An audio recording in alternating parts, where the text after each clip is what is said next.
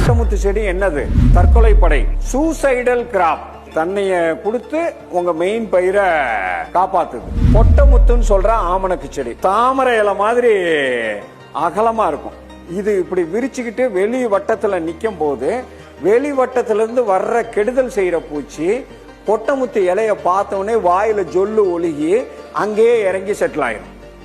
அங்க இறங்கி பூச்சியா இருந்தா அன்னைக்கு போட வேண்டிய 40 முட்டையை போட்டுட்டு புழுன்னா அதை சாப்பிட வேண்டிய 50 மடங்கு கொட்டமுத்து இலையை தின்னுட்டு உங்க கம்பு சோளத்தை தாண்டி உங்க தட்டைப்பயிரையும் தாண்டி ஜம்ப் அடிக்கும். ஆனா இப்ப நமக்கு விஷயம் தெரிஞ்சு போகும். எவன் உள்ள வந்திருக்கான், யாரு அட்டெண்டன்ஸ் ரெஜிஸ்டர், யாரு கொட்டமுத்துன்னு சொல்ற ஆமணக்கு செடி அட்டெண்டன்ஸ் ரெஜிஸ்டர். எப்பா உன் வயலுக்குள்ள இவன்லாம் என்னை தாண்டி போயிருக்கான்டா, இங்க பாரு அவனோட அட்டெண்டன்ஸ் என் கையில இருக்கு. என்ன அட்டெண்டன்ஸ்?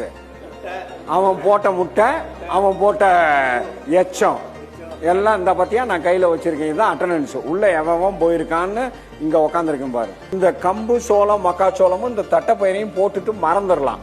ஆனா இந்த கொட்டமுத்து செடியை போட்டுட்டு மறந்துடக்கூடாது. அந்த செடிகளை செக் பண்ணி அந்த செடிகள்ல இருக்கிற முட்டை குவியலையும் புழுக்களையும் என்ன பண்ணி விட்டுறணும், கசக்கி விட்டுறணும் இலையோட சேர்த்து. கொட்டமுத்து செடியில இருந்து மகசூல் நமக்கு கிடையாது. கொட்டமுத்து செடி என்னது? Suicidal graph. சூசைடல் கிராப்னா என்னது? தற்கொலை படை. தண்ணிய கொடுத்து உங்க மெயின் பயிரை காப்பாத்துது. அதோட கசக்கி விட்டுறணும். இது கொட்டமுத்து செடி.